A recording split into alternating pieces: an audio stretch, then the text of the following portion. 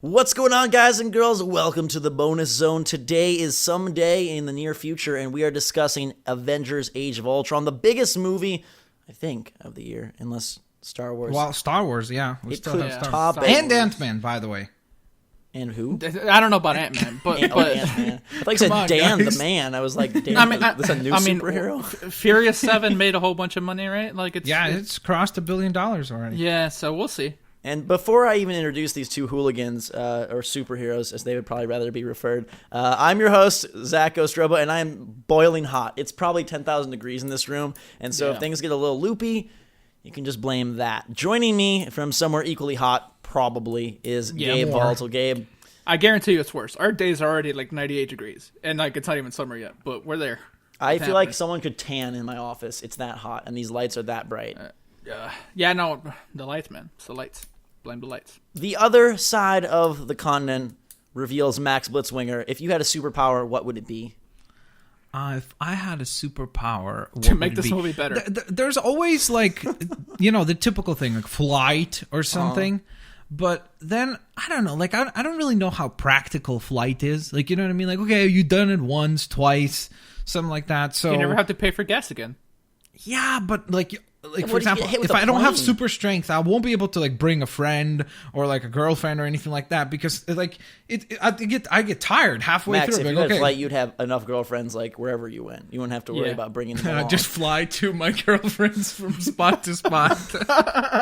There you go. Today we are going to give you our I'm quick not take sure. Yeah. on the Avengers, a little bit of fun stuff, some polls that we have procured ourselves, and then a deep dive into the movie. We've got some resident Marvel experts here on staff. Your reputation precedes you. Comic books are piled up. You're probably sitting on comic book stacks right now, right? My chair's made. I'm on a high chair made of This comics. is all comics, actually. Like everything you see is actually like this microphone is actually a whole bunch of comics rolled up together. I think I have the most comic stuff. I can there's what 1, 2, 3, 4. Yeah, you do. Like for sure. there's like 6 posters under all comics. So. Yeah. Interesting. So free comic book day, you just had like kids lined up down the street. You're just passing them out. Like No, I never have kids lying down the street.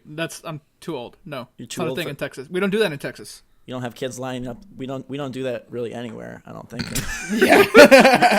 Wow, let's take a turn for the worst. Avengers. Avengers: Age of Ultron.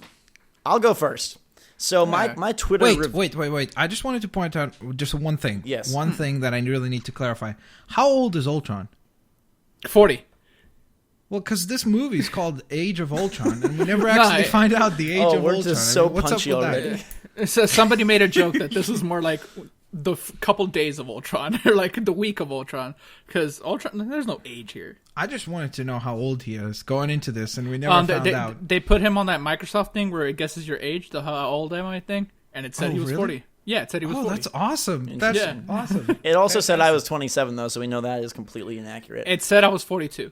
Wow, Gabe. Yeah, there was some sort of, I found like a grandma or something like that was like 70-something, and they took a picture of her, and it said that she was like 23 or something Yeah, crazy like I that. think was the like, beard oh. had a lot to do with it. So No, I think that thing just basically is a roll of the dice. And whatever it guesses, it guesses. But I rolled the dice we don't going to need this to, movie. Yeah, I'm there you not the go. hugest fan of superhero stuff, but I wanted to go be a part of the conversation, and I was intrigued to see this Ultron character. My quick review is that I thought it was fun, enjoyable. I would give it probably about a 7.5 out of 10.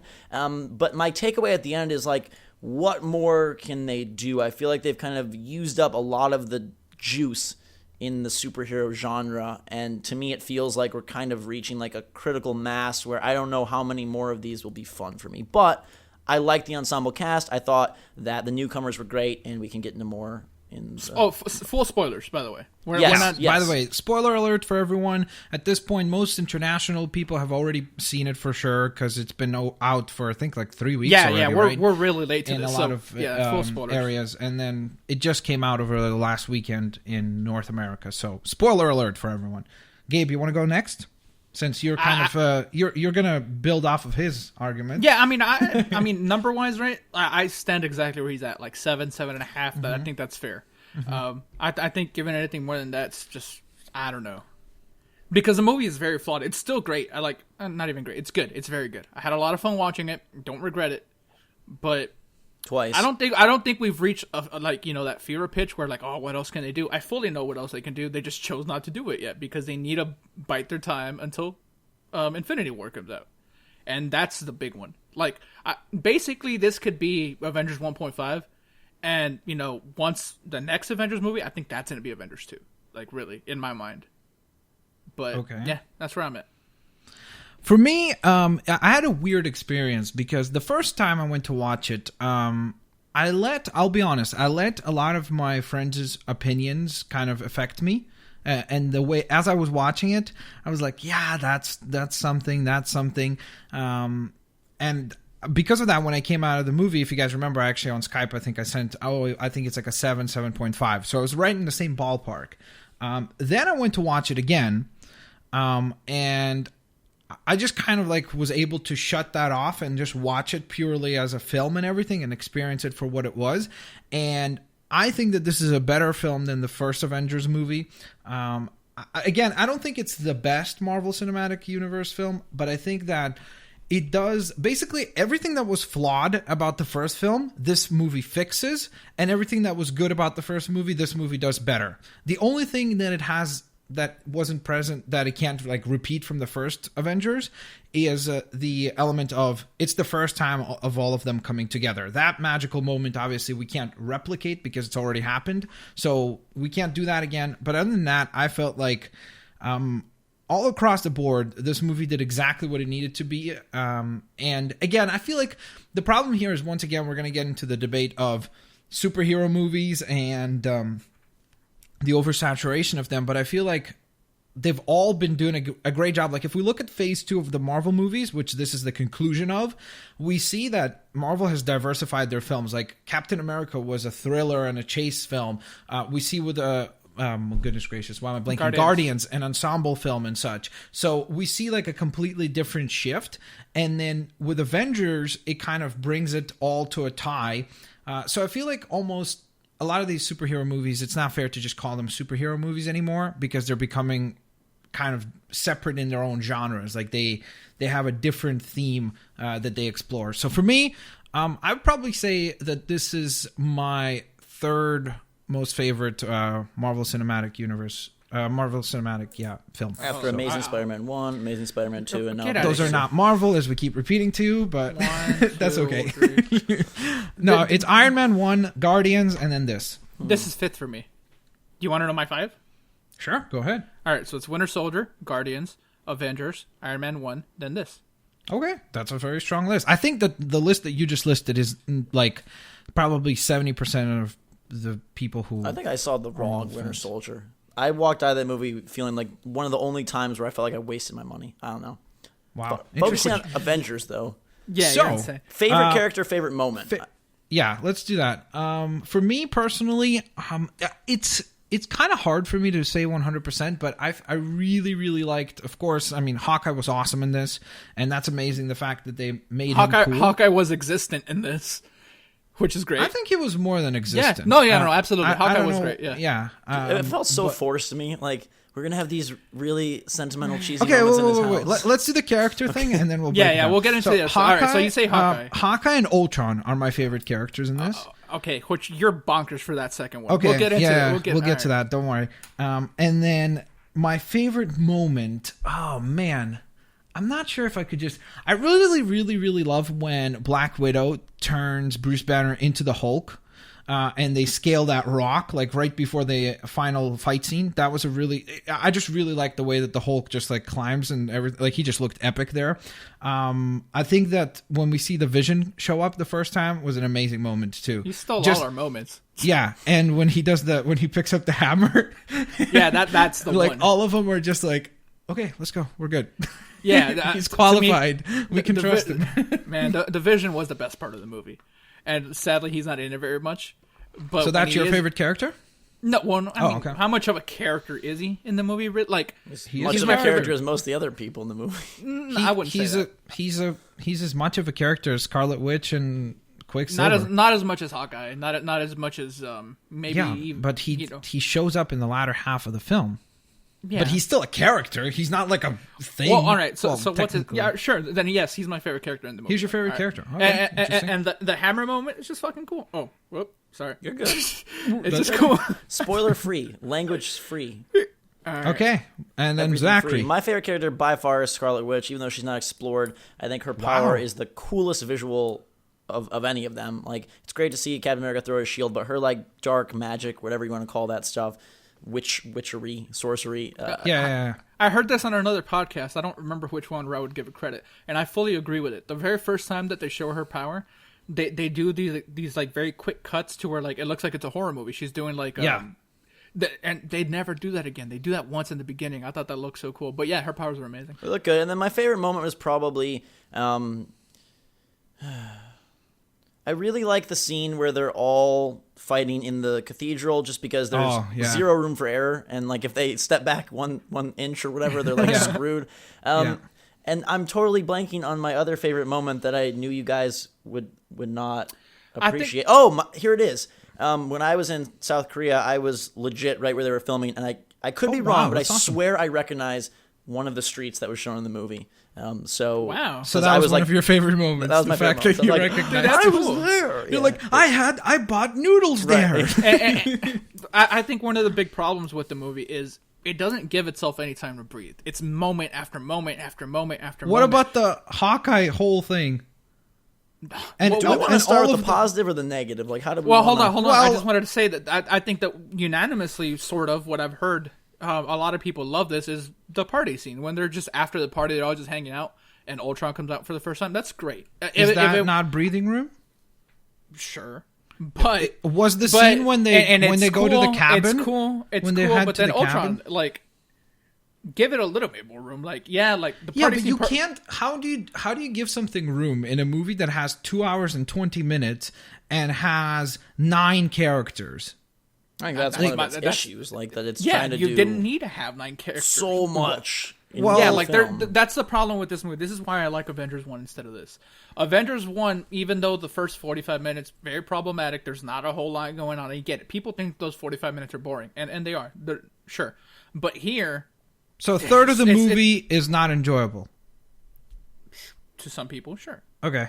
But here, it's just so overstuffed. Like, there's just so much going on, and you get no room for anything. Which is like, why I argue that on multiple viewings, this movie gets better, because you start realizing all this other depth. It's almost like this, that's my whole point, is that I feel like there is... Which, by the way, that's not a fair... Like, it's like saying, hey, you should play 30 hours of a video game before you realize that it's good. So I acknowledge that that's a flaw. So this is your Destiny review of Avengers Age of Ultron. Yeah. I can't wait with till that the in main mind, cast. I feel like as you actually like watch it again, which, by the way, I think you watched it twice, no game? Yes. I personally feel like there is a lot of really, really, really interesting stuff done here. And the other thing, I feel like, like the whole point of people saying, well, it has too many characters. You have to remember that this is, as much as this is a book end to phase 2, it has to be the beginning of phase 3. And that's my other big problem. This is so much setup. So much. There is not... They're setting up Wakanda. They're setting up where Thor's going. They're going to set up the Ragnarok Okay, how stuff. did they set up Wakanda? By doing a scene that was a minute and 50 seconds? By mentioning it, and Claw is right there. Exactly, but look, a comic book fan picks that up. Zach, did that bother you when the guy that loses his arm from Ultron brought up that he stole vibranium from Wakanda? No. Did you feel like that was he's set gonna up? He's going to be the bad guy in Black Panther. Basically. Well, Andy Serkis is... first of all, it's not confirmed yet. But second of all, this is the problem. It's like it's set up that you and I may be able to pick up, but 90% of the people that go watch that thing, they pick up on nothing except for the fact that Vision has a power gem in his forehead, and the fact that the post-credit scene has Thanos. That's all the setup, the fundamental setup that is done. That's it. Yeah, sure. For like the... And maybe you're right. Like, let's say I was that great and I don't know any of this stuff, then maybe I would definitely enjoy it more, but I feel like this is just so much setup. And again, I don't want to feel like... when we started recording, I was thinking to myself, I don't want to sound like I hate the movie, because I don't. I like it a lot. I think everybody should see it. But, like, there's issues. For me, I sure don't think everybody should see it. I mean, I think if you're an action movie fan... I mean, my two main problems with the movie are, one, I have seen all the movies. I don't, read all the comics, but I have seen all the Marvel Thor Which is 1 why and you 2. have a very interesting perspective, because Sure. you're the general audience. Yeah, and I just... You're General Joe. I'm right General now. Joe right now. And Yeah. I don't... General Joe feels like, after seeing however many movies were in Phase 2, like, except the beginning thing of, like, oh, we're finishing off Hydra, like, where was any of that culmination? Like, I could have seen this movie without any of those and been totally fine, as long as I knew who Iron Man and Captain America... Like, maybe I missed some nods, but to me it seemed very separate, and I know it has to be that way, but I was hoping, like, we'd get more advancement or more... It's tricky though, like, you know, callbacks in or- terms of, because if you make it too inaccessible, then how do you attract a new audience member? sure. You know, because like that's why I think that overall, like, the Avengers movies are the most difficult movies to get right. Like, I really don't think that enough people understand how challenging this task is to do them accessible, but at the same time account for all this crazy library of 10 films prior to it. And how do you factor in all of the different things that have happened in tiny little ways all throughout, and reward the people who have sat through and watched all of the adventures unfold? It's super duper tricky, which is why, again, I say that some of the flaws that this film has is kind of fundamentally built in to this specific, like, not even genre, but to this specific franchise, because in order to do it the way where it works, you have to do some of these flawed elements. Like, I It's a really sequel, don't think but that it's you not can a sequel, present really. Like, Yeah, it is, yeah, but And that's why I say it, because I really feel like this is a stopgap. Like, I really do. And my other issue... But how? Okay, did ahead. you not feel, with that in mind, like, okay, some of the biggest criticisms of the first movie was that the characters that do not have individual films were not explored, correct? Yeah. Especially Hawkeye. Yeah, and Joss Whedon said he made it a point to explore people that don't have their own movies. And then now, look at all of the focus was predominantly on Bruce Banner, Black Widow, Hawkeye, Vision, Ultron. Right? Sure. Well, that's what it was, right? Like, did we know all this about Black Widow? No, not We really. did not, right? Okay, all of these, which is why, for example, like when people argue, oh, these characters, they're overstuffed. The characters that were chosen to be put into this movie are there to allow us to see those plot lines. Like, if you, for example, if we didn't have Scarlet Witch in there, we can't do the whole idea of having a Hulkbuster fight the Hulk. That, it just doesn't make sense. How do you do it in a logical sense? And I'm saying, does an Age of Ultron movie need the Hulkbuster fight? Well, it's not an element of does it need it. It's a matter of it's a very cool visual, and it's something that people wanted to see. Did you really didn't want it? So what you're saying is that fight did No, not... no. The fight was great, but I'm saying though. So then, but you could say the same thing about anything. Does this movie need this? It's not about need or not need. It's about does it enhance or not. Instead of the Hulkbuster fight, why not give us some more time with? I think Ultron was a problem. The way he was portrayed was a problem in itself. I think they're damned if they do and damned if they don't, though, because it's like, if you focus on these other characters, right, like, oh, we're going to get more backstory on Black Widow or Hawkeye, well, then you're kind of, like, neglecting the main cast and pursuing but they have their that own plot. Movies. But then if you focus on those guys, like, to me, the mismanagement of the cast felt so forced. Like, the most interesting characters were, like, Black Widow, Scarlet Witch, Quicksilver, and we still get so much screen time for Thor and Captain America. I don't think they're very good actors. I don't think they're very important characters, and they're just eye candy for the movie. And it just feels like, why? I don't know. I just feel like they're so surface level across the board. Even Ultron himself. Everyone. Like, Ultron's best moment to me is before he even becomes Ultron. Like, my favorite Ultron moment, I think he's the most menacing in that party bar scene. Like, this movie. Well, at that point, he's already Ultron, but this isn't the Ultron that like anyone expected, even because Ultron isn't quippy. He's not. I get it why he's that way here. He doesn't even fight himself. He just throws minions. Yeah, he fights. Barely. No. He fights, but the thing is, you see, that's the thing. Ultron is not supposed to be a physical menace. He isn't supposed to be much more of a mental challenge for the team. He is supposed to be a much more of a... He's an AI. He's an artificial intelligence, right? Intelligence is not a physical thing that you express. So, therefore, he didn't need to be as much of a physical threat as maybe somebody like Thanos will be to the team. But at the same time, like, I agree with you guys on one thing. the trailers made it seem like Ultron was going to be a very dark and brooding supervillain. Like, I thought that going into this, I was like, oh man, they're going to do the whole thing of basically, like, I thought that the tone for Ultron was going to be what we saw in that bar scene.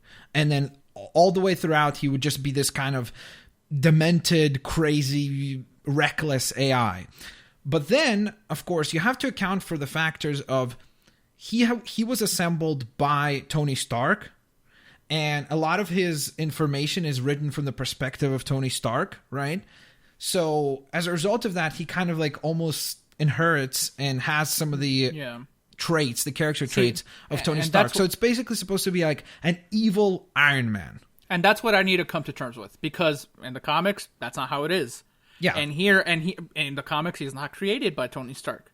But there's a lot of things that the Marvel Cinematic Universe has changed. No, right? I know. But this one in particular, like, I wish okay, that but Ultron wasn't how like significant has Ultron been even in the comics? But at that point, why are you making a movie centered around this guy that...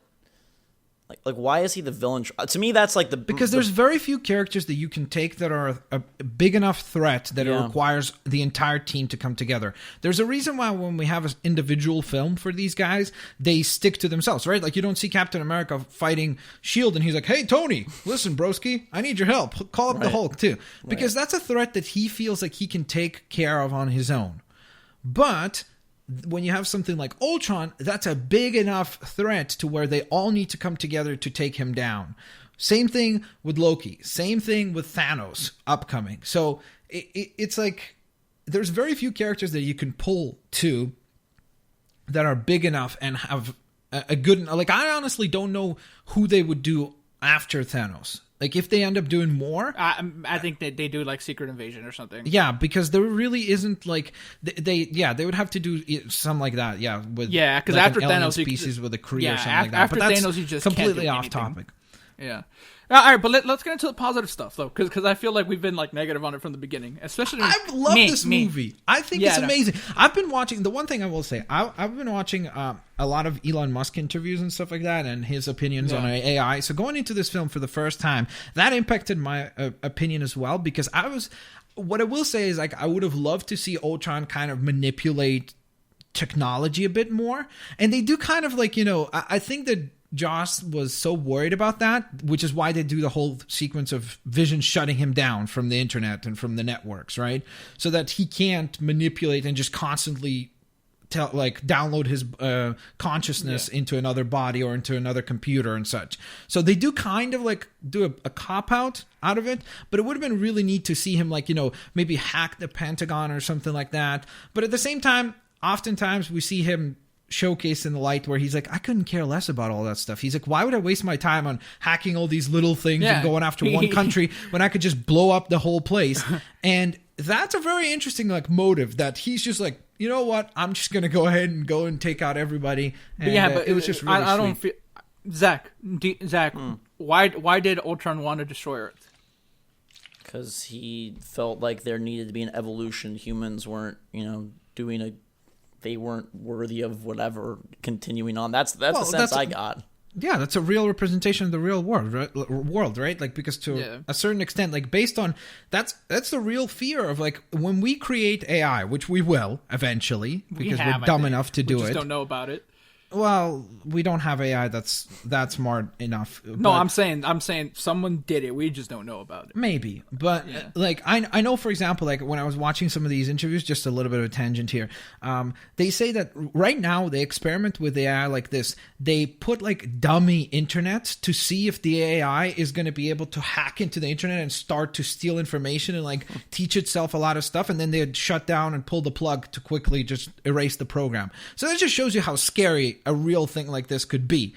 And here we see like the ultimate manifestation of that is he comes into fruition. He's like, look, this planet could be 100% self-sustaining without this one species. Like, this species has no purpose. They don't bring any type of benefit to this planet, and they don't have any value. And we even see like the Vision at the very end scene when we see the final Ultron Mark 1 or whatever Mark it was body and Vision, and they communicate, and Vision says something along the lines of like, they don't have to be they don't have to live to be beautiful or something along those lines. Acknowledging the fact that based on what he knows, the human race is going to kill itself and it is going to die out. But it's not your job to speed up that process. So that's kind of his motive. Is just, hey, this is a species, based on all this information that he accumulates, this is a species that is irrelevant to this planet, and I can just erase it from this planet. And there he goes. Can I ask 2 General Joe questions? Go ahead. Why did Ultron not kill... By the way, I'm sorry if I sound like a complete nerd. I'm just really passionate about I think that's something else we should address, that the background that you have, you being any viewer of this movie, I think does impact your enjoyment. Because if I thought of Iron Man as just Metal Man, I had no clue who he was, the emotion, the impact of some of their lines and things would be far diminished. And so having a background awareness of this plot, to me, Vision was completely I don't know why he looks so stupid. He's supposed to be the perfect human, and he looks like a complete creep out of some med bay. Yeah, I mean, some of the elements about that is just he's made out of a rare metal, right, and a mix of 3D printing. And he does have some funny stuff. Remember how when he comes out, he sees Thor, and he sees that Thor has a cape, so he's like, oh, people here wear capes. Right. So he, in his head, he's like, oh, that must be a natural thing. So he just teleports a cape in. So it's you could see that he's kind of this naive kind of thing that is constantly learning and picking up. But even on your knowledge clues. of that from the comics enhances your. I thought he made a cake because he thought he was cool. Yeah, I don't think they did very much from the comics with this film. I think that this movie is probably the least similar to the comics in the aspect of characterization, but it's the most like the comics in terms of the fact that a lot of people don't acknowledge this. And the fact is, if you read Avengers comics, they're never amazing from a story point. They're just fun action movies and over the top and just incredible battles. And that's exactly what this does, where it doesn't really dive into and explore characters specifically, but it does provide you with an interesting kind of fight. What are your questions, Zach? My 2 questions are, why didn't Ultron not kill Black Widow when he took her? And my second question is, if Scarlet Witch can basically possess / hypnotize these heroes, why didn't she just knife them? What do you mean? Okay. Knife? He didn't kill Black Widow because Iron Man in the neck after he's hypnotized. Why? Kill him. What is isn't that the goal of Ultron, to get rid of the Avengers? No, his goal is to destroy the planet, right? Because that's the whole motif. Is the whole concept behind him is that he couldn't, what I said before, he couldn't care less. Look, imagine for him this absolute being that has all this knowledge of everything on planet Earth. He knows everything inside out, up and down, all around, and to him, what's the point of hey, okay, let's go to cause chaos. Let's go attack this president or attack that particular important human being or kill these celebrities. That's too small time for him. So for him, it's hey, what can I do to just destroy the entire planet?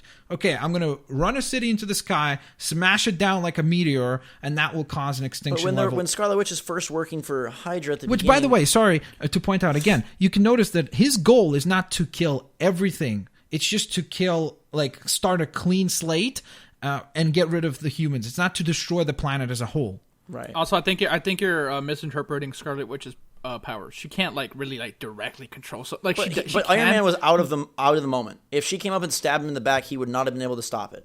Right? Yeah, but is she someone that goes and stabs someone? But why? She's working for that evil Hydra. But do you remember? You see that she's not a bad person. Yeah, because do you remember when she looks into Ultron, she's like, "Whoa, you're planning to destroy." Yeah, she doesn't know what's going on at the beginning, and then so she just wanted to work for the bad guys, but not do bad. She things. was, and I don't know if she was ever really working for Hydra. They made her like that. Yeah, they experimented on them. Yeah. Okay, how about the time then that they're fighting in the whatever that dude's plant that he's building, where he has the metal, the guy, whatever his name is. Yeah, sure. Okay. Why are Quicksilver and Scarlet Witch not killing the Avengers at that point? Because they're not bad people. They're not just. So they're just there to make their day miserable, but not actually hurt them. I don't think Scarlet Witch isn't the type of character that's going to go stab someone. Really. Okay. Ultron would have been smart if he would have, when she hypnotized Hulk or anyways. At that point, Ultron was weak. Don't forget. Okay, but then explain the Black that was Widow prior to thing, even then. Ultron being there. He said why he left her alive. He said you could be useful. He's trying to basically use her to bait get to them. So Yeah, he does because want to kill the remember, Avengers. Oh yeah, Ultron wants to kill the Avengers. Scarlet Witch doesn't.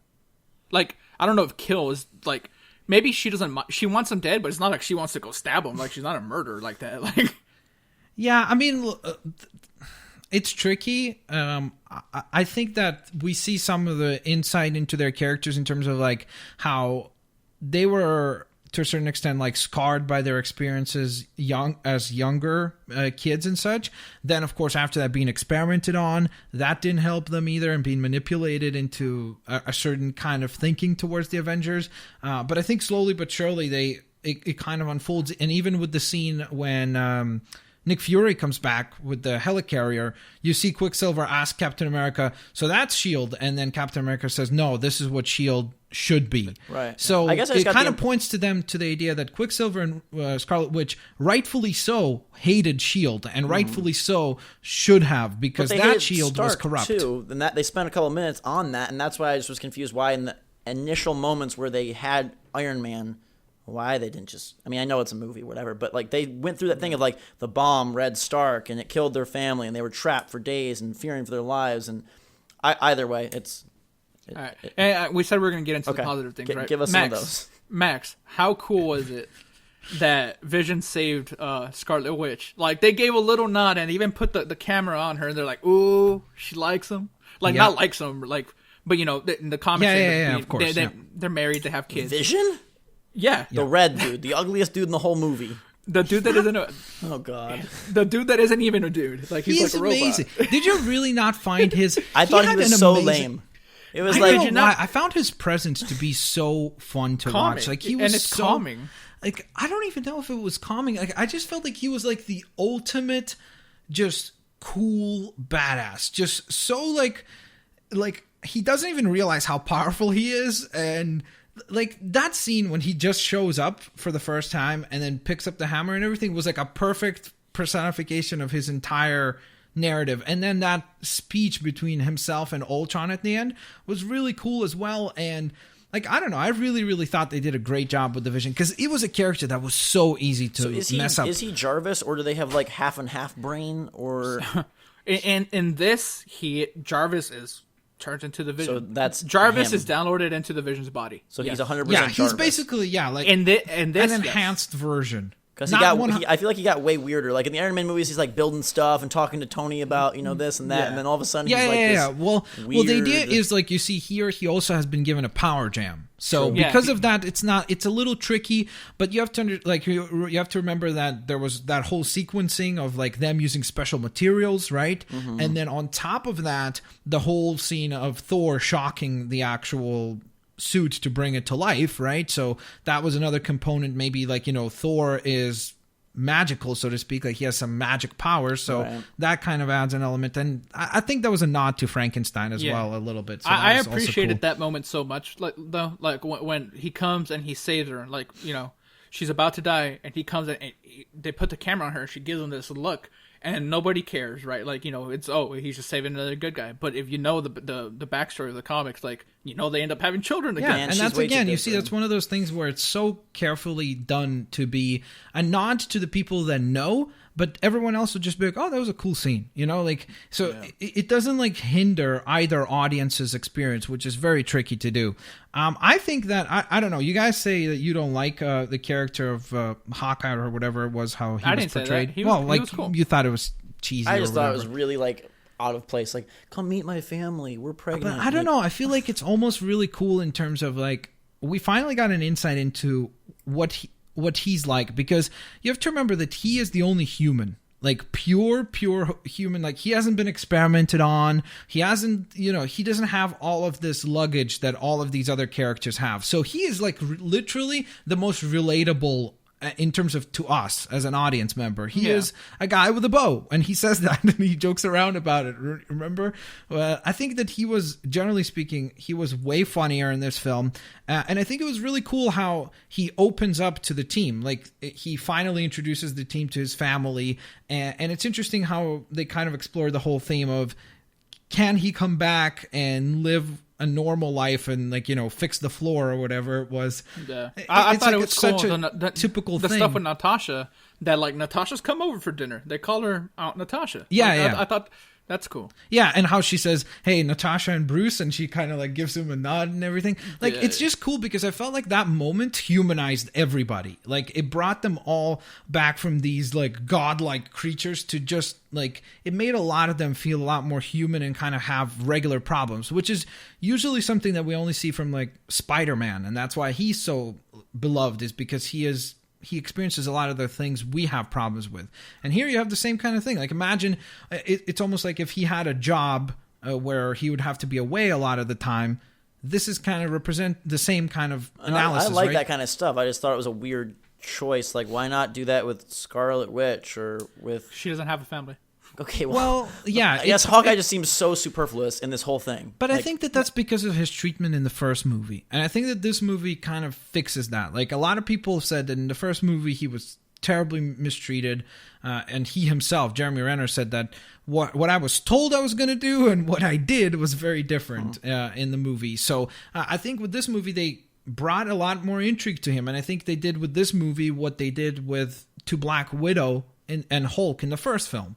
So in this movie, we see Jeremy Renner's character, Hawkeye, received the same kind of treatment where we know more about him and we understand kind of like, hey, what would it be like? Like, imagine like when he gives that speech to Scarlet Witch and he's like, listen, all of this is crazy and all of this is nuts and I'm a guy with just a bow.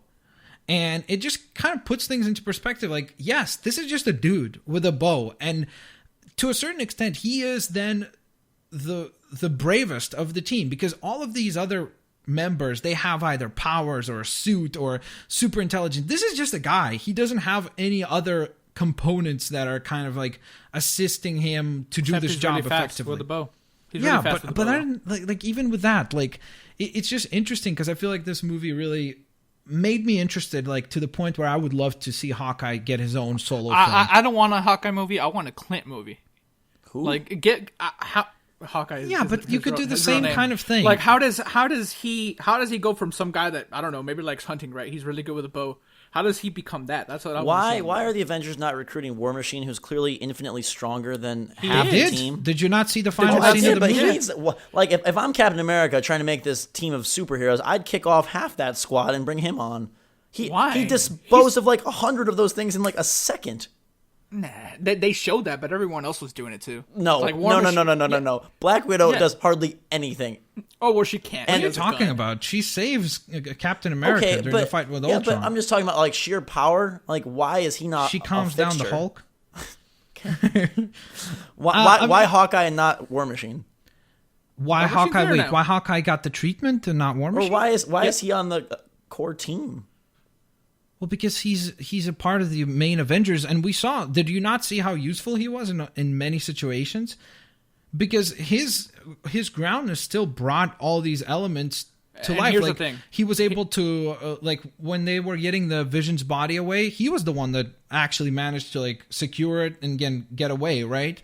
We see him during the little scruffle between the team, and when they kind of break apart a little bit, and they kind of tease the Civil War thing of Tony on being on one side Which they and should- Captain America being on another side, and they kind of, they did a little bit of a tease there of what would that be like, what would that dynamic be like, and so that kind of plants some seeds for the next Captain Maybe America it's just my movie. super fan self coming out of like the balance of the characters' abilities and strength just seems completely.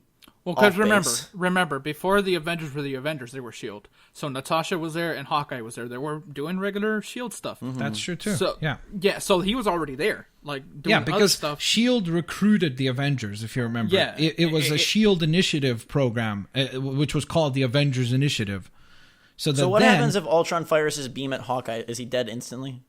Yeah, because we almost saw him So die. We saw Quicksilver die why instead. did Ultron need some new like AI? I don't know. cores? Go ask Ultron. I don't know. He Why just did didn't what? do it. Sorry.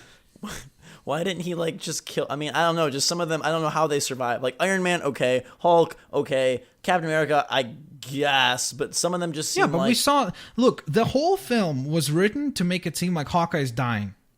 On There purpose. was I a kind of wish reason someone why. would have died. I thought they set it up so Quicksilver perfect. died.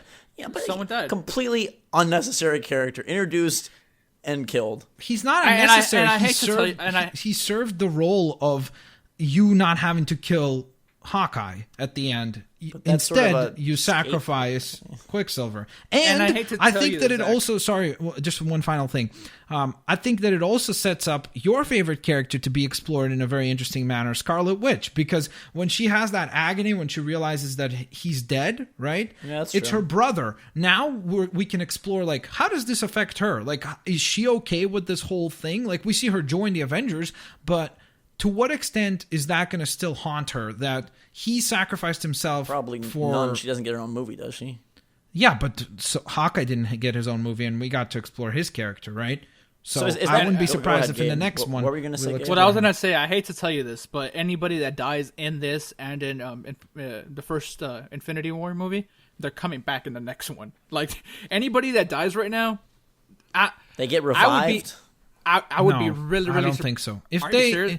Quicksilver's coming back at some point. Maybe not in the next one, but the one after that, he is. I don't think so. I think that that's a risky thing. People don't like when they do that in the comics. I think they'll avoid doing that in the films. No, I mean no. I mean because they will use the Honestly, Infinity if that Stones. was but I know the time jam, but the thing is, I think if that was the case, they would have killed Hawkeye, because then it would be a lot more impactful, or they would have killed like a bigger character. I don't think. I think they which chose they will. Quicksilver on purpose.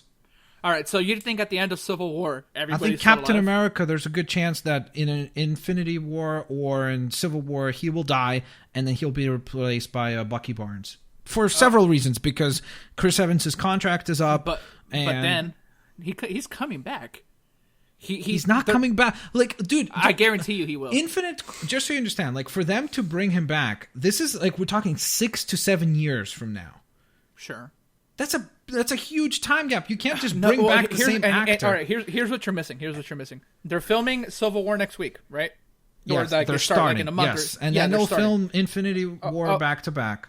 Yeah, in which is taking 9 months of next year, right? So it's not 6 years from now that they're doing. No. They're not filming Infinity War next year.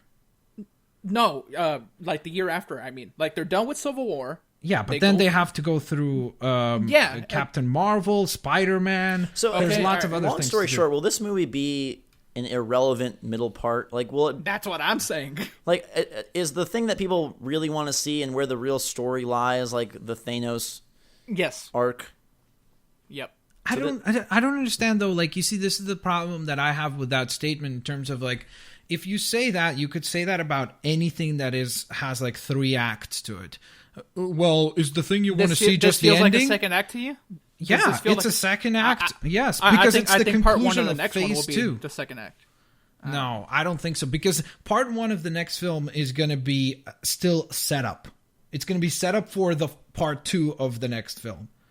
So I really think that this thing stands on its own in doing what it needs to do. What is the point of the Avengers movies? It is the point to bring in this ensemble cast. Finally, they all come together for a threat that is big enough to warrant the attention of the entire team.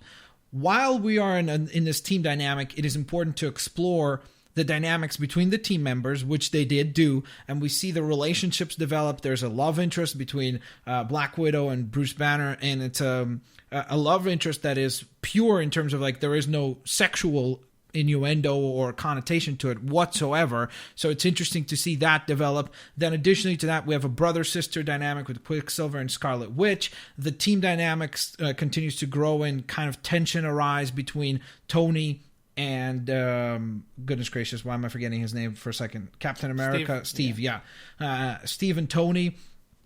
And then on top of that, we finally get to the depth that we wanted from Hawkeye. With all that in mind, then, the threat that is given to us is interesting enough and captivating enough, in my opinion, to where he is like this much more of a intelligent and much more of a brain puzzle for the team, more so than actually a physical challenge for them. And I think that it gives them an interesting thing to face prior to facing the ultimate physical and mental challenge, and that is, of course, going to be Thanos.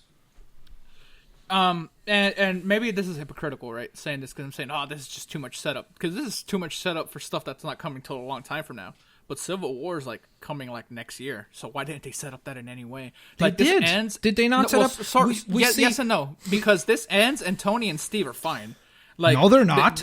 No. they're joking about the elevator. Yeah, but Tony says, I'm walking away, and Steve walks to his own Avengers team that he assembles. He says I'm home, but they're not adversarial like they will be in Civil War. Yeah, because Like, they have not, because the irritation has not happened yet in terms of like, we saw it happen. The scene where they did tease Civil War was where Tony says, we need to build this armor, the Vision, but Cap is like, no, you don't know what you're doing. And we see Scarlet Witch, Quicksilver, and Captain America on one side, and Bruce Banner, Hawkeye, and Iron Man on the other side. And that dynamic was right away, there we go. It's the good guys versus the good guys. But then it's all patched up at the end, and that was my issue. Like, I don't see why the end needed to be so friendly. But you see, this is the problem. I guarantee you, if they ended it like, hey, I hate you, people would say, oh, it felt like a cliffhanger. As someone who doesn't know a lot, I felt like the end was directly setting up for that by them sort of splitting. He says, let's go check out our new Avengers, and you look at their face, and they're like, that's not the Avengers I know. Clearly, they've got some dichotomy going on here. And he calls them the Avengers. He says, Avengers, and then it cuts off. Yeah. See, but I get it. They physically split up. Tony went this way. Steve went that way. Sure. But they're friendly for the most part. They're not. Like, I think that their relationship, if you look at it all the way throughout this movie, Civil War is happening, so it doesn't matter. It's been a tension thing anyway, and I feel like, again, like I just said a moment ago, I feel like had they left it as a cliffhanger, you would be complaining, and people in your camp would be saying, well, how dare they leave this as a cliffhanger? Because the things that they do tease, people say, well, why did they do so many teases? And then now it's like, why didn't they do enough teases? A movie that's not coming for 5 years is ridiculous. One of my favorite parts of the movie is that Thor seems like he's on shrooms the whole time. He's like, I'm going to go into this pool, and magically I'm going to know what's up. And then like the different pieces like slowly pop in his brain. He's like, oh my God. And then he comes back to Earth. He shocks the table out of nowhere. And then he's like, there's these pieces. And then at the end, again, he's like, we're just pawns in the system, blah, blah, blah. Like, yeah, because that was a flashback, flash forward to a post-apocalyptic Asgard. The idea is that that's what happens if they don't fix stuff. That's the reality of not just our planet, but Asgard as well. Like, it's going to get wrecked. I just love how they so casually are like, every planet has a reflection pool, and if you step in it, you'll learn about the future. I was just like, that's what you do. Like, when you have, that's why Thor, I think, is like the most difficult character to do like perfectly, because he's the most like out there, magical. You know. Speaking of Thor, he's really this really movie tricky made me to do so right. excited for Ragnarok. Like, I want. Are you Ragnarok kidding? Really? I think Thor is the dopiest guy in the whole movie. No. This movie, man, Thor is so cool in this movie. Like, what does he do? What does he do? What do you mean? What does he do? He says, "I have a hammer," and makes fun of people. Then he goes into the magic pool. Is this all that you've got? And he slowly, it's like this Sesame Street moment where he's like, cube, like, and he's like piecing this together. And then he's like, has this ding moment. The way that this is set up for Ragnarok is very cool. I think. I think honestly, like the foresight and the knowledge that you have makes the movie so much more enjoyable. Because I feel like the whole time I'm supposed to be like, oh, this is for this or this, and I really don't know what's going on, and it kind of just. Like, imagine if Star Wars, before it came out, had an entire gigantic history and how those movies would have been different than how they're written without you knowing anything about these people. Like, the clarity there is so much greater, and it'll be interesting to see how they handle this new Star Wars. I don't know. I don't feel like... I don't know how you had that experience, because I don't think that there was anything too complex. Not complex, but I'm not saying like, oh, Vision, what is he? I don't understand. But in the sense that they're building on the fact that you know all this stuff. So there's so for example, that whole what's the element called that they get the hyper metal vibranium. Yeah. Okay. So that whole scene, there is so little explanation for what any of that is, to the point where it's utterly meaningless. It's just him getting the vibranium. Ultron says this is the strongest metal. No, that part. But the and scene you create of, like, and humans create a frisbee out of it. The guy, the location, all of that is throwaway. But you're telling me it's not at all. But to me, it's throwaway to you. It's not throwaway to us. It's throwaway in the best kind of way, where, like, as I said before, like, where if you know who he is, it's really cool. Exactly. Because you that's hear exactly names. what I'm saying. There's no moment in Star Wars where if you know who that is, it's really cool. Because they explain. I think you get that this time around. Yeah, maybe. I think that we got that already in the trailer. That they milked the heck out of that. Like, if I didn't know who Han Solo or Chewbacca is, I'm like, what the heck? Who is that, right? Or Darth Vader's mask. So I'm not sure. Well, like how that. Makes sense. Even that quote, like the that's totally fine. I'm just saying, in general, these movies are heavily catering to you having outside knowledge. And I don't think so. Because you see, this is what, and that's why the plot can be so that thin. when I went to watch Avengers 1, I was worried about that. But I watched it a couple times with friends and such, and then I watched it once with my family. And my mom, she had never seen any of the other movies, and she was like, "That was awesome," and she was talking about it and explaining it back to me, and I was like, "Wow, she got like all of the plot," because it's still concise. It's there within the movie, but you're filling in so much of the backstory of these characters to make it an enhanced experience that the average person cannot do. Yeah, but you could say the same thing about anything. No. Anything that has any type of other medium, it's the same thing like what we say about Halo, right? Like when we play the Halo game, if you're just playing the game, it can be enjoyable, and it could be like, let's say, an 8 out of 10 experience. But if you've read the books, it could be a 10 out of 10 experience.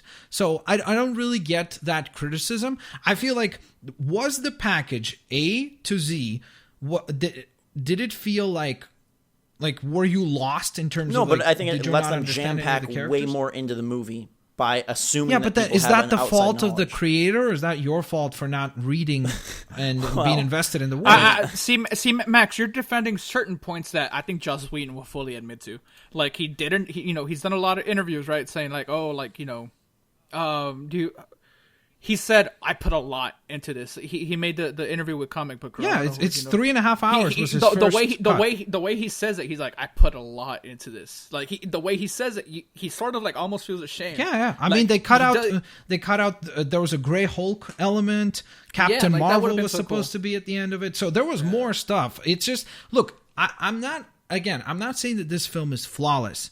I just feel like the reason why this movie has been getting the backlash that it's getting, like, in my opinion, it's ridiculous that this movie has like a 72 or something on Rotten Tomatoes. I really don't think. I don't. And when I say that, I mean that in the context of the other superhero movies that have higher ratings, because I don't think that it's worse than those films. I think that the reason why this is happening is that I think that the general audience is starting to experience maybe superhero fatigue or something where people are just saying, oh, it's just not good because it's just another Avengers movie. But when you try to tell them, okay, explain to me why, and can you explore, like, did you understand the characters? Did you even bother, like, in any way, like, trying to understand the motives adopting that of these voice characters? for a second, like, I think the deal is when you first see, like, Iron Man fight someone or Hulk fight someone, there's a moment of wow. And then in this movie, to me, those moments were, I thought the opening scene in the snow was shot incredibly well. I really liked that cathedral scene, but at a certain point, I think you wonder, like, Hulkbuster versus Hulk? You can't pull those moments again and again. Like, so next time it's this character versus this character, like, it loses its luster when done over and over. Because and I don't even think that's an issue, really. I do in terms of fatigue. I think superhero fatigue is a real thing, but I don't think it's happening yet. Ooh. Because remember, everybody loved Guardians, and that was just the last movie. Guardians is totally fresh for 99% of the audience, or for 90% of the audience. Avengers isn't. Guardians, nobody knows Guardians those guys. 2? I had never heard of those characters until that movie, ever. So when Guardians 2 comes out, is that still going to be fresh to you? No. Or is that at the... I mean, unless the movie is greater, I don't see how it will be have as much of an impact. I'm not saying this movie's bad, like, and I really appreciate that they went to different locales. I thought that the fights on that that gave it the idea of an international scale. Was like, so much better than the city stuff. Like, so much better than the New York stuff. Like, the snow, the village, like, that was all, to me, the dynamics and elements present in the fight scenes were much more eye candy appealing. Yeah, and that's the thing. Like, look, I accept that criticism, like what you're saying, and I said it. Remember before, like the biggest flaw this film has is that it doesn't have the magic of the first one. Mm-hmm. It doesn't have the magic in the sense that we've seen these guys together. You don't have that scene, like that scene where they did, like, the panning shot in the cathedral where they're fighting, similar to how in the first Avengers when they were all back to back to back. It doesn't have the same impact because we saw it already. It's happened 3 years ago. It's not as impactful. But to be fair, going forward, I really don't think that they like if that's a flaw, then it's just going to be a flaw that is continuous. And if that's something that like bothers a certain audience member, I'm not saying that it's an invalid flaw, but I think that it's just something that you're going to have to either like not watch the films at all or accept it, because they can't like how much more can you really do? The way that you like would do with it would this be time, they went with much more of an international scale. Like now it's not just New York City. Sure. Now it was the entire planet. And the next one is going to be intergalactic Space. already. So but the way that you would handle that would be they're with blowing plot, it up. in the same way that in Harry Potter, for example, okay, Harry Potter and Hogwarts and his little spells are not fantastical the second, third, fourth, but the plot is what then drives that to still be compelling. And if these movies are going to continue to be plotless for the most part. Yeah, then, but like, Harry Potter is also not built like remember that Harry Potter is a story about one guy at its core. It's one dude. Sure. I mean, it's in the title, But Harry Potter. even in the singular Whereas, movies, how are Black Panther or how are those movies well, going we to maintain can't discuss their... those because we don't know what they're going to be. And Black Panther, I think, will be great. I think that's just going to be. I honestly very think that Black condensed. Panther and Captain Marvel and Doctor Strange are going to blow people away because Yeah, those I think can't those wait. three movies are going to be insane because it's going to be first time that we have a female lead, first time that we have a African American lead, and then on top of that, we're going to have of course like a very, very magic and mysticism and crazy psychedelic, like some of the elements they explored here, taken to an even crazier regard with Doctor Strange. But that's all speculation. What we can talk about is the things they did do. And I think that, generally speaking, foregoing, of course, Captain America 1 and most I enjoyed Thor 1. Thor 2 was a little bit lacking in my opinion in aspects, so probably those are the weakest, but I think that other than that, the Iron Man films, the first one was obviously an outstanding film, the other two were average, and then after that I think that we have gotten to explore the characters in a very interesting way. Guardians was unique, Ant-Man is coming up, we'll see how that is done. Captain America has been put into a better category, and some of these characters have been explored in the Avengers individually, so I don't know. Do you know how many Marvel movies have been made, by the way? This is the 11th. So this is the 11th movie. By the time we get the next Avengers, it's going to be 17, 18, 19. Yeah. I mean, sure, you can keep throwing new characters. It's not 17. It's gonna be something. It's like 14. No. Ant-Man. No. Right Spider-Man. Civil War, then Spider-Man. So that's 3. And then there's Phase Thor 3 has Ragnarok, Captain America 4, Civil War, 5. Doctor Strange, Guardians of the Galaxy 2, Spider-Man, Thor Ragnarok, Black Panther, Captain Marvel, Inhumans, Avengers Infinity War 1, Avengers Infinity War 2. There's like 3, 6, I wonder 9, if 10 I think you're movies. looking at the older list because some of those got delayed. Yeah, I'm the pretty sure. dates got shifted. Yeah. 'Cause Either some of the way, things- it's like... yeah, there'll be probably let's say at least 5 films. Yeah, it's a lot of movies. So you're at like number 16. Yeah, but you see the problem. This is my 16! whole point. Okay, but my point is this. It's like saying, okay, there's been 7 Fast and Furious movies, right? They're all set in the Fast and Furious world. These are all set in different, like it's set in one universe, but it's in different worlds. Like Guardians never had anything to do with a Marvel movie. You could have, if you called that something blah, blah, blah, whatever it was, like Space Crew, right? And it could stand on its own as that. Captain America, pull him out of there and put Jason Bourne in that movie, and you have yourself a Bourne Ultimatum movie. It's like, I think that the criticism of the people saying, oh, it's so many of these movies, if they are different, and if each one of these movies targets a character that is very different, like if we get to the point where we get a War Machine movie, an Iron Man movie, a Pepper Potts Iron Woman movie, and then we that's get a the Iron problem. Patriot. Yeah, that's a problem, because then you're exploring So a lot of the same what is saturation characterisms. to you? What would be saturation? In the same way that we feel it for like Saturation Assassin's would be Creed when or- these films start to feel uninspired and where they are legitimately poorly done. I don't think that there has been a film yet where you could say, oh, that was a terrible movie. But I don't think you can say that about Call of Duty or Assassin's Creed either. We've reached saturation there. For Assassin's Creed, I would say so. You'd And say Call some of are Duty terrible? with Ghosts, a lot of people would say that too. Okay. Yeah. All right. Anything else on Age of Ultron? Because, like I said, I don't think anyone here hated it, really. I liked it a lot. I just want to know Max I think that's an important thing. I just want to know what saturation is going to be for people. I don't think it's important because I think it's different for everyone. Well, I feel like the Marvel universe is immune to maybe it. You're tired. Maybe you're tired of it. Max isn't obvious. He's obviously not tired of it. So you can stop watching them. No, that's cool. fine. I just wonder, like, why does it have immunity? It doesn't. Just because of childhood love? It doesn't have No, immunity. a lot of people are going to stop watching these things. Not I never according to said box it has office numbers. immunity. I think new people are coming in. if this movie is, like I said, if the movies start to get bad, like, look, like, if we step one step back before this Avengers movie, like, let's say even if you weren't blown away by this, the last two movies that were made by the Marvel team are awesome. They're incredible best movies. movies they've made. They are well done films. So I don't like, and they're well done films, not just for a superhero movie, as people say. Yes. They're well done movies. Like, in my opinion, Guardians is better than any of the Star Wars. And I know I'm going to get crucified for this, but I think it's a better movie. It has better action. It's way more adapt for present time, and I'm sure that maybe 10 years from now, if there's something similar that comes out, I'll say the same thing about that, because just time, certain things don't really hold the test of time. But I think that these movies are solid. I think that even with this film, saying that it's a bad movie, I think is unfair, because I think that it still does. It's at least an average film. I think it's a good movie, but I also think the Assassin's Creed games are all good games. So if they made 10 Marvel movies in a year and they were all good, you'd be cool with that. They're not, but if they did, if they did, in theory, you'd be cool.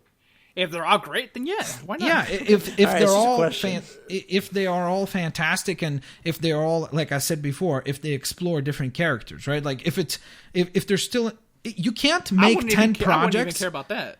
I would care about that. I would care that they're inspired. If you give me 10 Avengers movies in a year and they're all fantastic, why would I have? Well, that's what I just said. Because at a certain point, don't you worry that, like, from a general, like, movie or world... I don't care about them. Oh, no. I think it happened. I personally think that Avengers Age of Ultron is the downfall of Marvel films. I don't think so. Because I think that the reason why this movie is getting the flack that it's getting is because of that. I think that the general people are starting to push back and say, like, oh, this is too much. You know? Because there's a lot of people like you, Zach, who say these things in terms of... And rightfully so, you're free to say whatever you want. You bring up the point, how many can they make? The fact that they make 3 movies in the last year and a half is... it's like saying, let's say, that EA releases more than 3 games. Yeah, I mean, again... It's not fair to compare. I was just waiting for it's it not to fair. It's not fair to compare it. Like, this is the thing. I'm just final point. Like, you brought up Assassin's Creed.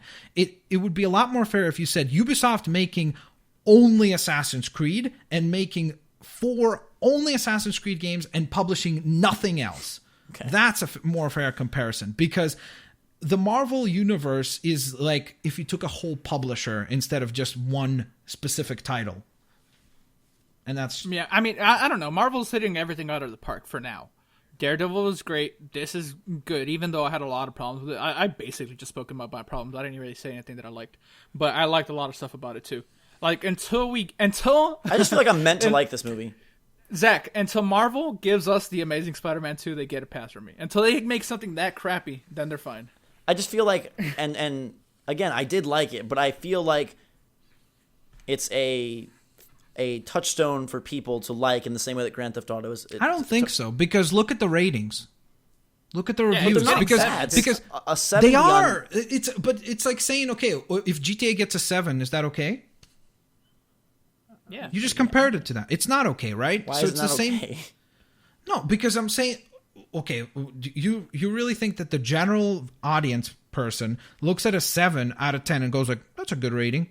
In fact, maybe that's a good thing. Maybe this movie getting a 7 will inspire them to push harder for the next movie, because I don't think that things should just feel like that, oh, like, it's GTA, so 9 out of 10, it's Avengers, so 9 out of 10, so perhaps this is a good thing going forward. Even if there is some drop-off, maybe it will inspire them to push a little harder. And here's something people don't like hearing. I think it's a fantastic thing that Joss Whedon has done. I think good. You did what you did. You gave us the first one, which is magical, damn near. You gave us this one, which you did a good job of it, for the most part. Where do we stand on that? Like, Joss Whedon's done with first this. Versus second. Rightfully so. What? 1 versus 2? Because I like 2 a lot better. I like 1 better, but that's just me. Well, I said it already. I think that it's a better movie. If you look at it, other than the element of that was the first time that they came together, this movie does everything better. It does I Hulk say it better, it does tries Black Widow too better, much. Hawkeye better, the dynamic better. The villain is, in my opinion, better in terms of just generally being a threat. Like, he is still more of a menace than what Loki was. Yeah. So, I mean, the threat, honestly, in the first movie wasn't so much Loki; it was the Chitauri army, because they fought more. Also, of I'm them. glad that the gems are actually gems now. Like, we don't have the freaking big old tesseract. Like, you crack that thing open, there's a gem inside. Fantastic. Because I was gonna take issue with that. Like, if I don't know how they got into the Infinity Gauntlet, because that's coming. But Yeah, these aren't and that's gems, at the least. post-credit scene. We see Thanos reach in. He's got the gauntlet. He picks it up, and then he says, "Fine, I'll do it myself." I thought and that was a that's cool how it moment. ends. Which is really sick, because he's done. He's sick of having all these lackeys do his job. He's sick of being the man behind the man. He wants to be the man. So now he's coming after the Avengers. So and set that up for me a little bit. Was he mind controlling guys, or is he have like some he just- otherworldly influence? Or No, he just sends like I waits? okay. That wasn't in reference to Ultron per se. It was more in reference towards Guardians of the Galaxy. You remember? Yes. Him basically. But what I'm saying is, like, okay, he's waiting for these stones to be out. So does he have any control, or is he just kind of like chilling and watching this unfold, or was he like having no, influence over Loki? What he or- does is he tells someone to tell someone, and then they go tell that person what to do, and he goes and does it. But it's all for Thanos. Like, Yeah, he's kind of like, think about him like this. If there was like a mafia of bad guys, he's like the head honcho that would then like kind of like lay out the foundation for the heist that he wants to pull off. But now he's been disappointed so many who times. has he had contact with? He Besides was in the Guardian contact with thing? Loki in the first he has- Avengers film. Yeah. Yes. Yeah. We saw him because he contacted Loki through a Chitauri general or soldier. It's just Loki and dude from Guardians Ronan. of the Galaxy. Yeah. Ronan. I'm just Gotcha. Yeah. That's it. So not Ultron. He is now. He finally wants to kind of undertake the job himself and go after the Avengers. Gotcha. I think it's gonna be. Well, not necessarily the Avengers. He doesn't care about the Avengers. He just wants stones. Well, yeah, he wants the stones, but Did in he order to lose get them? the stones, they're on Earth, so therefore it's going to be protected by Did the he Avengers. lose them? He never had. So he just made this gauntlet, hoping that one day he would get them, or did he lose them at that's some not how- point? No, that's not how it it's like that is known to be like a ultimate power in the Yeah. Okay, Yeah. so he just knows about it. world, so to Yeah, speak. Thanos has never had them all. Did he make the gauntlet, or did someone else? That's right now we don't know. Like, what are they going to go with? Like Okay. in the So just film? wait and till everything? 2018. I'm But, guessing. but in the comics, Thanos makes the gauntlet. Yeah, I think it's but pretty I'm sad guessing that- it's made for him or something because it's got to fit him, right? Like it's Yeah, a pretty. he fully makes it. I wish So- this movie was coming out next year. It feels like it's just ripe for that, and this fact that we have to wait Well, 3 years there's is a little. a reason why they're doing it back to back, like 2 films back to back. Yeah. Because Yeah. I feel like And- in the first movie you're gonna get what you wanted from this film. Like Gabe, you're gonna get the Avengers failing. Civil War. Like they're gonna fail in the first part, and then the second part they're gonna redeem themselves. And there will be a body count. Like some of these guys are gonna die. I honestly hope, like, I know you said they should bring them back. As much as I think that, like, look, don't get me wrong, I'm always, let's go for a happy ending. It's great to see, especially in some of the stuff that we see usually. It's nice to get more positivity in the world. But I think that I would rather to have impactful, like, don't, I would rather I also have think you less misunderstood deaths, me when I said that. but have impactful deaths. Like, maybe Quicksilver dies, and then another major character dies, which I think is going to be Captain America, and then after that, you could go on. There will be more than just them 2 dying, because here's the thing: the end of the line is coming for these guys. Contracts are up. Robert Downey. Yeah, but most of these guys, like, for and example, Captain they don't America, need to they're do. not coming back. They don't need. I'm saying they don't need to do another They don't need to do another Iron Man movie ever again. I don't think that. Like, don't get me wrong, it would be nice to get maybe a 4th one or something, but I really don't think they need to do another Iron Man anytime soon. For Captain America, they could have Bucky take over. Thor, and then they can have Falcon take over. Thor's contract is still. He still is under contract, I believe, for a few more films. The other character that may die is probably Nick Fury. He would. Is there a final point to this? Is there like a? Yes, it's Infinity. Okay, when I say they're coming back for that one movie, and then they're done. When I say they're gonna kill Steve Rogers at the end of Civil War, and then he's gonna come back for Infinity War. When you after say come that, back, he's you mean done. like revived, or like he didn't really die? Yeah. Well, there's like life gems and No, there's a So it's time Dragon Ball gem. Z. There's Yeah, a there's time both a gem time where you gem- could like rewind time and such, and like time travel. And this is where this is where I get worried, because the more they go into the hooky pooky stuff, the less I think that the films will be grounded. And it's already challenging to keep them somewhat grounded and have like somewhat interesting grounded elements. That's why I would prefer for them not to mess with that stuff. How I much would can you prefer for ground them. Doctor Strange? Yeah, but that's one film. If it's on its own out there, it's okay. If they bring Yeah, it but, into the Avengers, but once you it's a- introduce it, I think they will. I don't, because they introduced they introduced the whole power that Mandarin had, but we never see that explored again. So I think it'll think be- that there's elements that they can introduce in the individual films, but I would rather not see it implemented on a whole And team-wide. Infinity War Part 2 is the end of the line for these Marvel movies as we know them. I think after that, I don't think we see Robert Downey in these movies anymore. I don't think we see. I'm blanking on names like crazy tonight, but Steve Rogers, I don't think Chris we see him Evans. in movies. Yeah, we don't see Chris So Evans they anymore. just go for an insta reboot? Maybe. I'm not sure if they'll go for an instant reboot. I think They they'll could do have the a lot they of could do the people ultimate- kind of like take on the mantle of these characters. So the which movies is, are just never ending, just switching out actors. well, I guess what I'm again- asking, is there a final Avengers comic?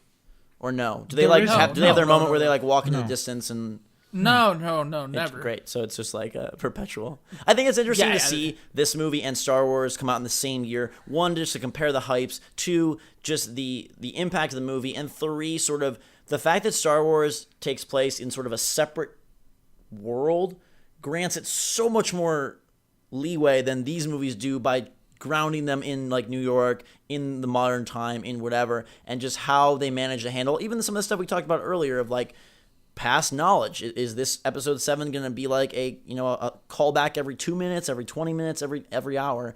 And at the end of the year, like two beloved properties, which kind of stands taller, or they both stand super tall? It'll be fun I to see. think they both stand. I think they. Yeah, I think generally, I'm pretty sure that Star Wars is going to be better received critically because of the fact that there hasn't been a Star Wars in a long time. So I think that same thing that happened. with the I mean, they do Phantom Menace. focus a lot more Avengers on plot and writing in Star Wars than Avengers. I honestly, like, I'll be honest with you guys. I've it was a long while before I watched the Star Wars movies. I just recently finally got caught up on all of them, and I think people, if you go back and watch those without rose-tinted glasses, that it's an amazing world to explore, and I love the design of Star Wars. But for example, a lot of those lightsaber fight scenes are awful. They are so boring. They were made so They long are ago, so stale. Like there's nothing dynamic happening. It's like they might as well be fighting with broomsticks. It is really not as bombastic as people. Sure, just from the remember it to standpoint of be. like Obi-Wan talking to Luke or whatever, like the verbiage in Avengers of like, Steve, don't say any swear words around him. Like, you don't get that in Star Wars. Yeah, but that's the present. Remember, like, okay, when Chewie and him say, "We're home," like, if you didn't like Star Wars, you'd be like, "What? What is that?" I know, but I don't think this is. I think just the what I'm seriousness saying of is them. there's a totally modern different. thing of like, look, there's a certain writing style that Joss Whedon has, and it's that kind of sarcastic, quirky comedy. And I guess to some people, again, comedy is very subjective, just like most things, where you either love it or you don't. So that's an element there as well.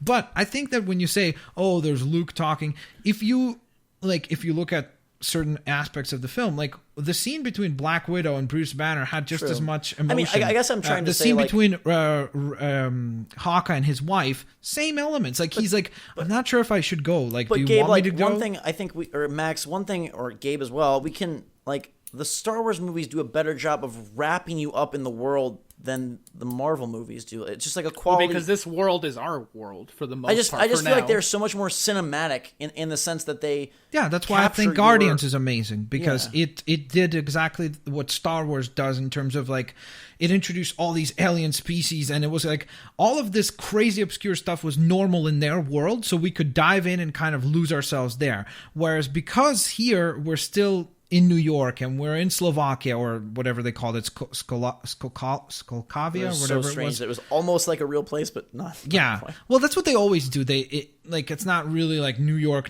They'll do like a similar name to it to reference it. But I think that maybe to a certain extent, like I agree with you, it's a little detrimental. But I also think maybe the reason why they're doing this like step by step is to try to keep these characters like grounded for people, because it seems like everybody in the general populace, not the comic book fans, so to speak, always argues how the Dark Knight was fantastic, which it is. It's up there as, if not my favorite superhero film, it's definitely in number 2 or 3. But people want that grounded experience now. So I think Marvel tries to balance, like, hey, how do we do magic and the AI and craziness? Like Guardians had that, but for balance. me, why is, and I don't know if you feel this way, but why is Groot more believable or more captivating than like Iron Man? I mean, they're equally fake, or Groot's even more fake, but just something about the way that movie was done. But you didn't maybe find, it's just like, a for example, presence. Groot, like, for example, first of all, let's also be honest about the fact that maybe you have a tendency to like more characters like Groot. Like, let's be fair, right? Yeah, but even Starkiller is more of a, to me, like... Star-Lord. Who's Starkiller? Starkiller is probably from Star Wars, like a ship or some sort.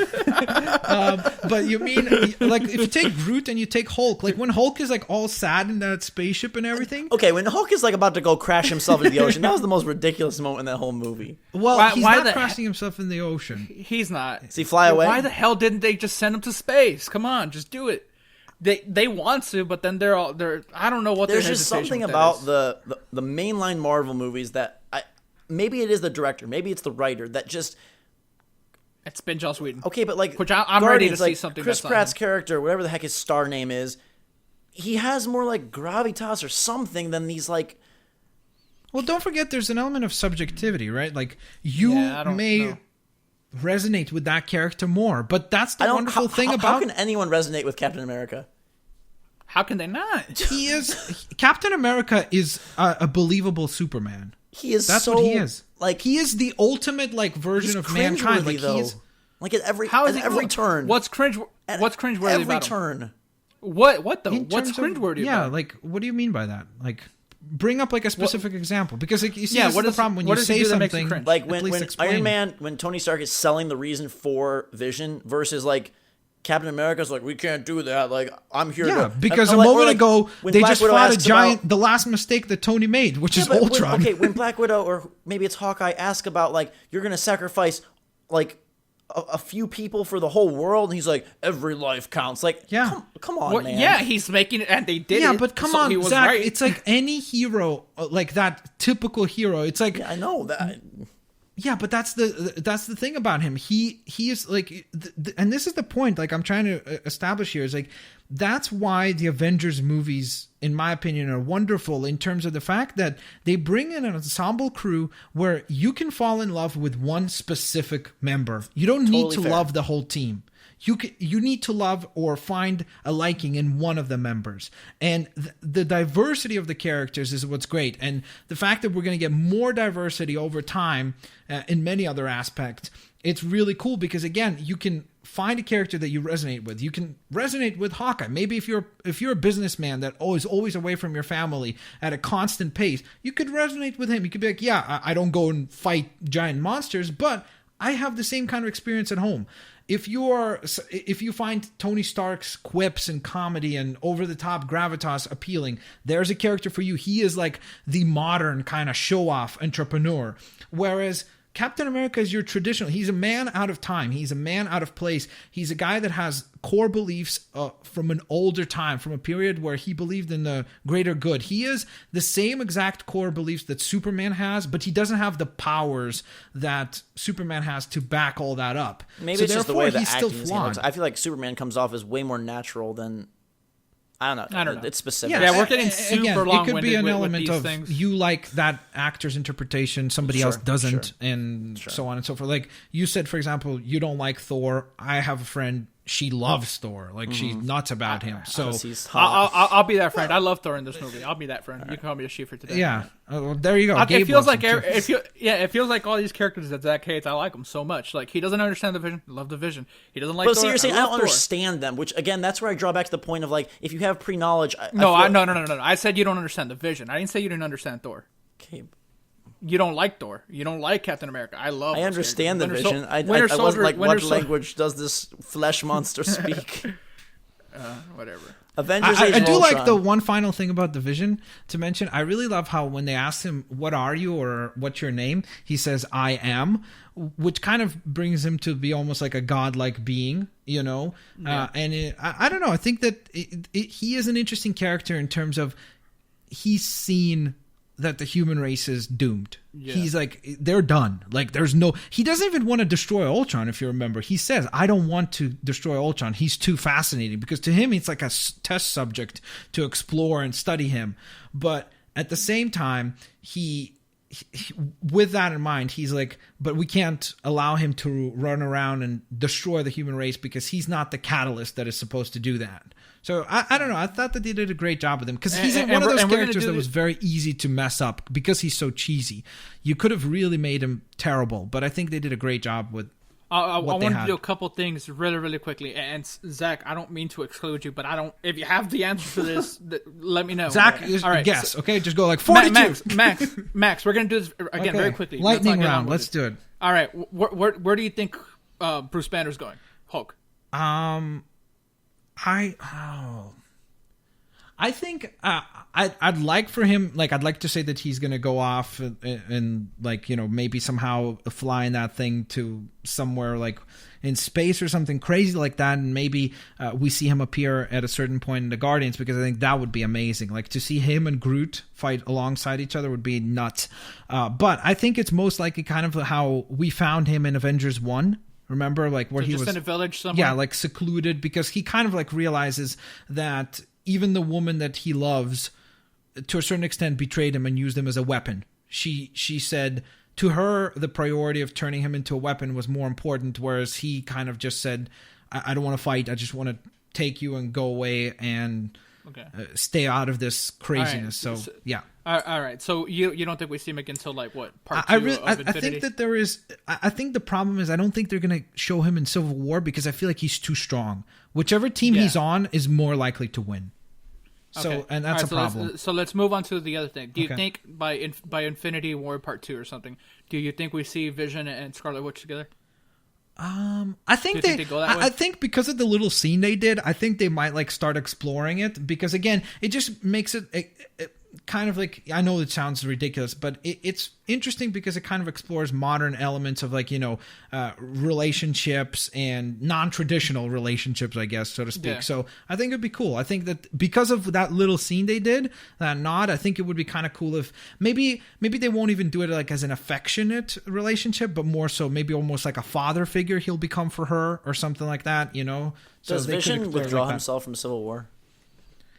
No. So what is the side he's on is going to win? Well, we saw him. He can be like, you saw Thor whack him pretty good, so Thor can give him a run for his money. Which is why, again, it's going to be interesting, because this is the thing. I wonder. Okay, let's do this. This will be a fun thing. Final kind of thing I just came up with right now. If we had to break down the Avengers, who do we see going on which side right now? Like, at the end of this storyline, we have Captain America, Iron Man. Name 3 people on each team. Okay. All right. So for Iron Man, Bruce Banner, Hawkeye, and we'll just put Black Widow in there just because I think she goes with Bruce. So, Okay, And that's on interesting. on the opposite end, I think you put Scarlet Witch. I think you put Thor. Wait, no, Thor might fall on the other side though, because Yeah, he's like, you hey, see, like, this is the problem. But if Yeah. Hulk and Thor are on the same team, that's it. Like, that team won. Yeah, well, Hulk's not going to be. I'm assuming Hulk's not going to be around though. So all right, so you get Cap, you get Thor, and you get like Hawkeye. All right. On the other end, you can get Natasha on there because she's like, oh, like Bruce is gone because of this, no more. Mm-hmm. Damn, who else? Isn't what's his name going to be back in that movie? The Bucky in Civil War? Bucky will be Yeah. back, So but won't he just fight with Captain America? Sure, you could name him. Probably, Sure. yeah. You could name him. So, I mean, Falcon's going to be on Cap's side for sure, too, so there you go. And Rhodey will probably go to Cap's side, too, because he's just always, like, adversarial with Iron Man for the most So part. who does Iron Man have? Thor and Iron Man? No, I said he has Thor. Well, maybe he they has kind of Black Widow. teased it already, right? Why Like would at the Black very Widow was end there, clearly it with was Captain Captain America. America, Scarlet Witch, Black Widow, War Machine, and Vision, right? Like there's your new Avengers. That's the Cap's team. But what I did find interesting is, final point, with Civil War, traditionally speaking, most comic book readers sided with Captain America. Most people said, like generally speaking, because it was the idea of a registration act, kind of similar almost to like weapons registration, where superheroes had to reveal their secret identity and register officially on this list as being a superhero. And Captain America was against it. Iron Man was for it. And that's kind of what started the whole thing. But that's not going to happen here. Yeah, but in here, I almost feel like they're going to do a role reversal because of Robert Downey Jr. I think Robert Downey Jr. is going to be like, I want to be the good guy. And I most likely see that they'll do a role reversal. Well, Cap will be the guy that's like, hey, for the good of everyone and so that people don't die and so people know who the heroes are, we need this registration act. Well, I don't think it's even going to be a registration Aren't thing. they all revealed already? Like, what is the... Yeah, that's a problem. Yeah, it has that's to be also a something problem, else. too. Yeah, it has to be a Yeah, separate because issue. the only thing that they could use is then probably like who? Spider-Man? That's it. And he's not in the movie, right? In Civil Not War, that we he know will of. be. Civil War? Before Like in his the- Spider-Man he'll be in movie. No, Civil War, Yes. he's confirmed to be in it. In the end.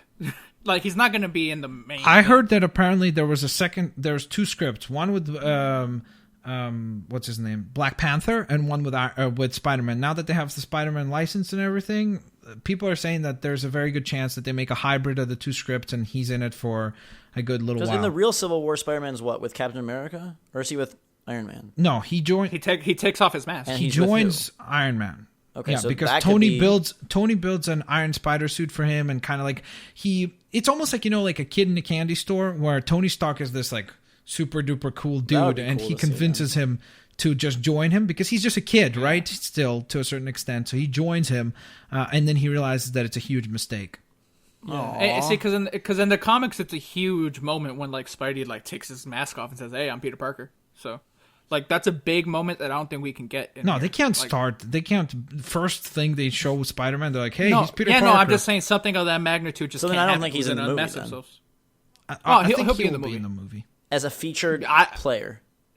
I don't think so. Max thinks so. I don't. I think he'll be in it for more than just like a post-credit scene. We'll see. Either way, we all liked Age of Ultron a lot, no matter what we sounded I'm like. sorry You really for- sold us on that game. I'm really No matter really what we sorry sound for going off. No. I just I don't know. I have just a lot wish to it was say, I better. guess. I think you take away some of those things, man. And you have a completely different movie. Yeah, like it's just so overstuffed, and I wish it wasn't, but it is. I enjoyed it. That's how it feels to me. So who knows? The movie's cool. And by the way, I just so think- you guys know, the Blu-ray cut is going to be apparently 3.5 hours long. So, ding. yeah, have at it. That's going to be fun. I think that's going to be insane because apparently they also did like a Grey Hulk and other stuff. So Did they film the Grey yeah, Hulk they stuff, did. though? They just cut it out because Joss Whedon said that it was just too much. He was like, I already felt like I put too many plot lines in here, and then he was like, I just got to cut that out. So they filmed the They Grey have Hulk. Grey They Hulk filmed- scenes. Captain Marvel, they filmed that too. Yes, they just So replaced. who's her the skin. actress? Well, they replaced it. It was just a dummy, like CGI model, and then they replaced it because they thought they would have cast Captain Marvel by then, but they hadn't. Yeah, because they still have Yeah. it. So that's why they replaced it with Scarlet Witch.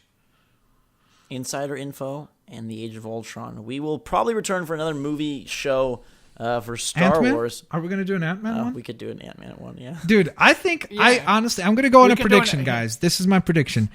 Ant-Man is going to be Zach's favorite movie of the year. Not just it's going to be better than Star Wars for him. I think tomorrow. I think Tomorrowland is what he wants. I think The Good Dinosaur by Pixar coming out in November, where dinosaurs are basically people and they adopt this. I thought you were going to say Jurassic World. Well, no, we're gonna be back. We're gonna be back for Jurassic Park. I think we're gonna Jurassic be back World. for Ant-Man. I don't know if all these movies. I could see Ant-Man or Jurassic World getting like a Dang. No, I'm Los. not I don't they're know gonna be why your- though. I feel like you're gonna like. I feel like even if Ant-Man is awful, I'm gonna I love think it. because thematically, like what Yeah. it does, I think you're gonna love it. Like knowing you, No, I no. think you're gonna love that movie.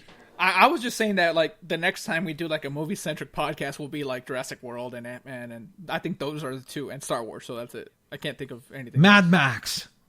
Mad Max Can we is have like next a up for it. Pixar Disney movie year Sure. wrap up? Yeah, yeah. I love Pixar movies. Perfect. We will wrap this one up. Thank you guys for listening and watching. Let us know what you thought of Avengers Age of Ultron. We just gave you about 90 minutes of our thoughts. Heck, you could have watched most of the movie by now, but thanks for spending that time. You could listen with to us as a commentary.